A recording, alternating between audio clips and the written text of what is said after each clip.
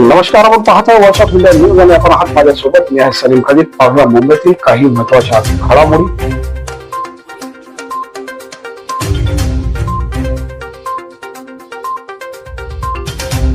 नमस्कार, मी निशात आणि आपण पाहत आहात व्हॉइस ऑफ इंडिया न्यूज. शिक्षक पात्रता परीक्षेच्या मुद्द्यावरून आता देशभरातील शिक्षक रस्त्यावर उतरणार आहेत.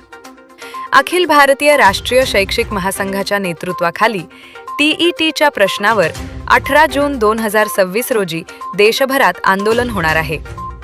देशातील सर्व जिल्हाधिकारी कार्यालयांमार्फत पंतप्रधानांना निवेदन दिलं जाणार आहे.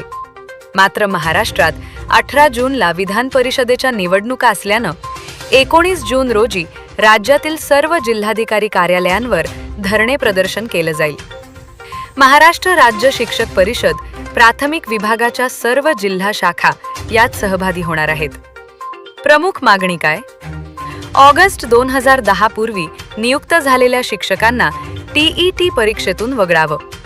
यासाठी केंद्र सरकारनं विशेष विधेयक पारित करून लाखो शिक्षकांची सेवा सुरक्षा अबाधित ठेवावी अशी महासंघाची मागणी आहे.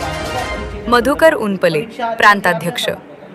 TET अन्यायग्रस्त शिक्षकांच्या सेवा सुरक्षेचा हा प्रश्न आहे.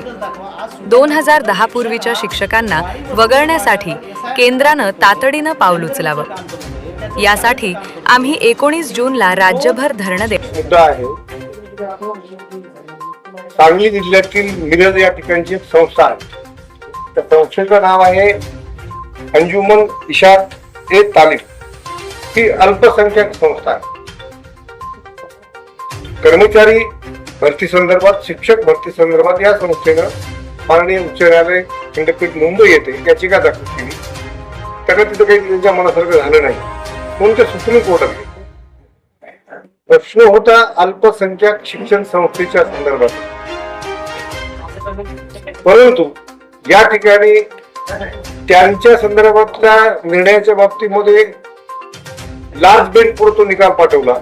त्यांच्यात कुठलाही निकाल सुप्रीम कोर्टाने दिला नाही आणि जनरल साठी सगळ्यांना हा निकाल 1 सप्टेंबर 2025 ला. त्यानंतर संघटनेने, इतर राज्यातल्या संघटनेने ही पिटिशन दाखल केलं.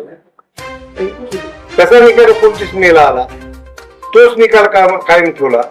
फक्त 1 वर्षाची, पूर्वीच्या निकालामध्ये 2 वर्ष 8 दिली होती, आता 3 वर्षे केली. हे याला कारण ठरलेलं आहे. म्हणून या संदर्भामध्ये आम्ही वारंवार विनंती करतोय की आमचा TETला अजिबात विरोध नाही.